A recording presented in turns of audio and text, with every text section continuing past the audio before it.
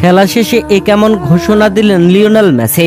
জোড়া গোলে ভেনেজুয়েলাকে হারিয়ে বিশ্বকাপে খেলবো না, ম্যাচ শেষে একই বললেন লিওনেল মেসি। প্রিয় দর্শক, আর্জেন্টিনা 26 বিশ্বকাপ বাছাই পর্বের ম্যাচে ভেনেজুয়েলার বিপক্ষে খেলতে নেমেছিল।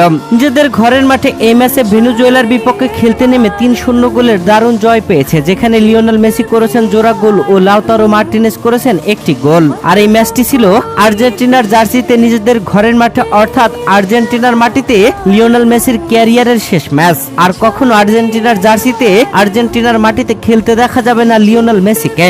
আর এই ম্যাচ খেলার পরে লিওনেল মেসি যে ঘোষণাটা দিলেন, সেই ঘোষণা শুনে সবাই রীতিমতো চমকে গেল।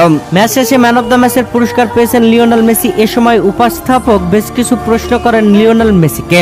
তার মধ্যে একটি প্রশ্ন ছিল পরবর্তী বিশ্বকাপে খেলা। এ সময় লিওনেল মেসি উত্তরে বলেন, আমি মনে করি না আমি পরবর্তী বিশ্বকাপে খেলব।